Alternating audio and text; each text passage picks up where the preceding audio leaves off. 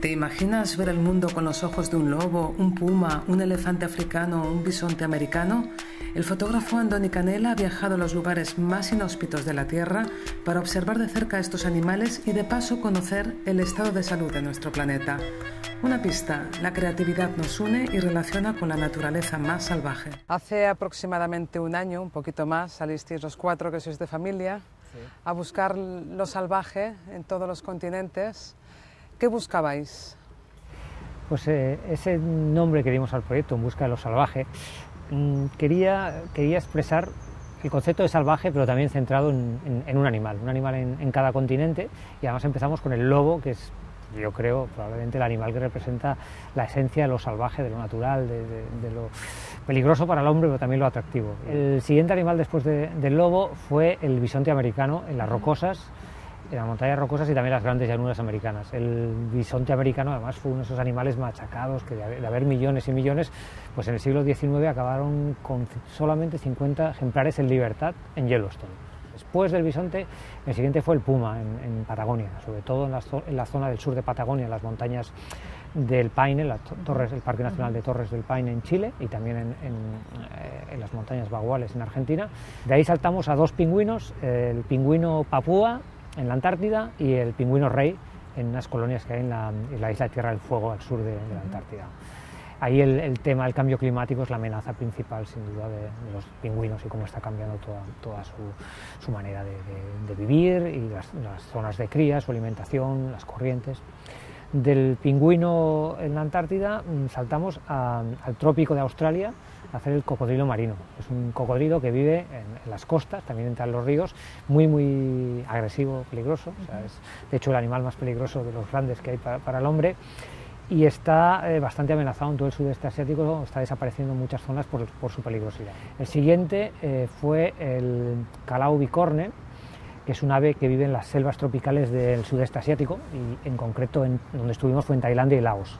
Y ahí necesita selvas muy bien conservadas, árboles de 30-40 metros, para hacer su nido dentro de los árboles, en el tronco hace el nido, y estuvimos además en esa época en la que estaban criando, ¿no? Entonces pudimos ver cómo entraban y salían del nido, y bueno, es una ave impresionante, como si fuera un gran tucán, pero con un pico, unos cuernos, por eso se llama bicorne. Y después ya el último fue el elefante africano, pero lo centramos sobre todo en la población de elefantes del desierto que viven en Namibia, en el extremo norte de Namibia, junto a la costa de los Esqueletos. Hay una población de entre 100 y 200 ejemplares adaptados a vivir en el desierto, y ahí estuvimos pues un par de meses en esa zona de Namibia, haciendo el elefante africano. Sabes que el Aqua Campus, que estamos poniendo en marcha este año, habla de la revolución de las ideas. Sí. Pensamos que es un movimiento global, ¿no? Que hay una conciencia global de mirar el medio ambiente o de mirar el planeta y también de aportar soluciones a los problemas. Me gustaría saber, habéis estado en todos los continentes, habéis tenido la oportunidad de ver si la gente es en todas partes, de forma global, es consciente de los problemas o de los retos que tenemos frente a nosotros. ¿Y has visto alguna idea puesta en marcha o alguna solución interesante en Chile, en África? Lo de la conciencia está claro, aparte era uno de esos temas en nuestra labor también profesional periodística de preguntar, tanto la mía fotográfica como la del proyecto educativo, hacíamos referencias y preguntas al tema del clima. Eso es la evidencia, y la gente sobre el terreno, sea en Chile, sea en Estados Unidos o en Australia, pues sí, o sea, hay un calentamiento y eso está afectando y hay un cambio, ¿no? Y eso para sobre todo en países que son muy dependientes del sector primario, pues claro, se da cuenta que no pueden cultivar donde cultivaban antes, que la ganadería ya no responde, y la evidencia de que está pasando algo, que para mí eso es lo primero, reconocer que está pasando algo. Aquí pues todavía hay gente que quiere no reconocer, ¿no? Primero hay que reconocer eso. Yo creo que globalmente sobre el terreno está ocurriendo.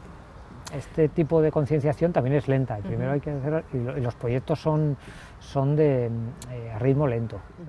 Una pregunta que nos hacemos todos: cuando nos ponen al pingüino, nos ponen al oso en la Antártida para insistir en la idea del calentamiento global, ¿son imágenes que se ven con frecuencia, bueno, ya vayas a uno de los dos polos, o realmente es una imagen que hay que esperar a tomarla? ¿Realmente la situación es grave? A ver, yo en mi caso, justo antes de este viaje, justo un mes antes acabé el proyecto del Ártico se rompe, en el que fueron 12 o 14 viajes a diferentes lugares del Ártico, a todos los países del Ártico, durante 4 o 5 años, iba, volvía, iba con científicos, barcos que estaban pues simplemente tomando datos del agua, otros pues me iba a los que estaban estudiando las focas, o sea, viajes muy diferentes. Volví a Groenlandia después de 2 o 3 años y yo podía ver con mis propios ojos cómo el glaciar que llegaba hasta aquí, pues ahora estaba un kilómetro.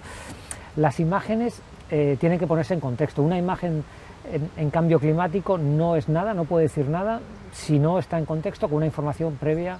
Eso es un poco la labor que los fotógrafos tenemos, que es documentar muy bien. Yo creo que la evidencia está en los datos, pero en las imágenes, una imagen no te puede decir nada, porque esa imagen puede estar tomada con una perspectiva u otra en un año u otro. O sea, una imagen de un pingüino o de un oso polar concreta no te informa, pero hay que saber que quizás está en una zona donde, como me pasaba con los inuits que salían a pescar, me dicen, mira, hace 4 o 5 años salíamos en febrero, salíamos a pescar sin problemas y nos íbamos desde casa con el trineo, pescábamos y volvíamos cada día. Ahora no, ahora tenemos que ir 30 kilómetros con el quad hasta llegar a una zona donde el mar está helado, porque no está helado ni esta semana ni la anterior. Hay 3 o 4 semanas de diferencia. Lo mismo pasa con algunas zonas donde el oso polar no puede salir a cazar, porque esa congelación llega a 3 o 4 semanas. Ahí la evidencia y el problema es que todo ocurre 3 o 4 semanas más tarde en otoño y 3 o 4 semanas, o 2 o 3 semanas, sumando, antes en primavera. Y entonces el periodo en el que el mar está helado es muchísimo menor. Sí. Pero es el contexto, una imagen sola pues no te... Pero claro, hace falta tener esas imágenes bien documentadas, también con una labor periodística seria, para poner en contexto, pero con la información científica, que ahí los datos sí que son evidentes y claros. Y con una foto y un comentario en el que tú pones pues la foto lo mejor que sabes y en el comentario pues toda la veracidad, construyes una historia. Como el viaje al final pues han sido también estas 400, casi 500 días, no cada día, pero cada semana había alguna historia. Entonces el explicar la historia con imágenes y con pequeñas anécdotas o informaciones, muchas veces también avalando los datos y la otra la experiencia propia, pues construyes una historia que la gente sigue y tiene interés.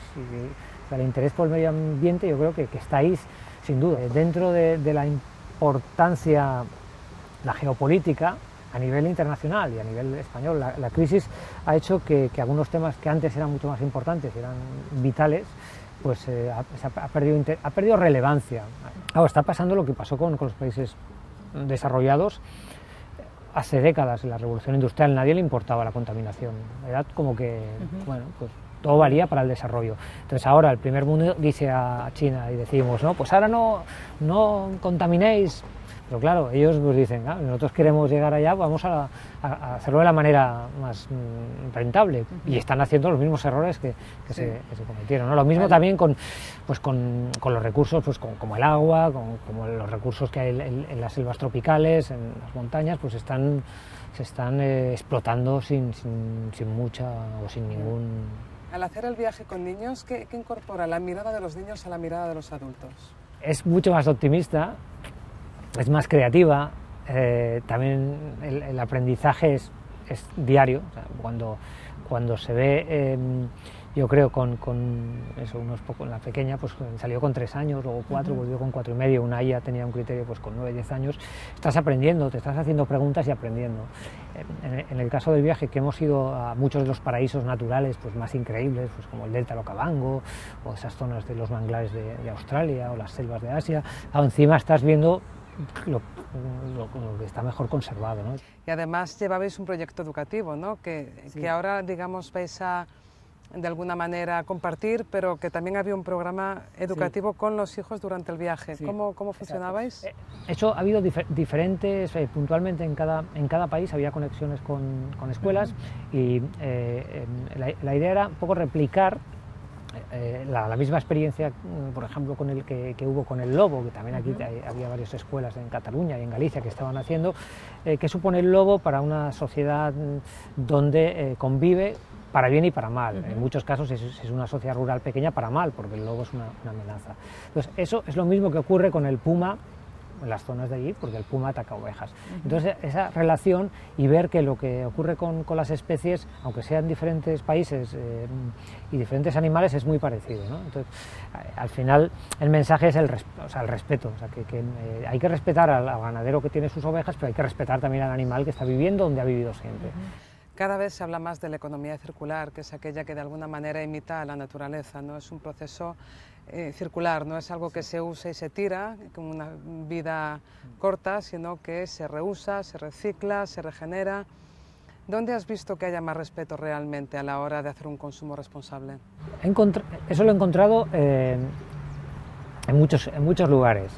Curiosamente, en las zonas de selva, en este viaje y en otros viajes, es en zonas selváticas, que puede ser de la Amazonia, de Asia, de África, supongo porque ahí sí que los elementos que te da la selva de refugio, también de alimento y de recurso en el que todo lo tienes, hace que esa interdependencia y ese respeto sea máximo, ¿no? Y todavía queda en muchos lugares donde eso es así, ¿no? Pues muchísimas gracias.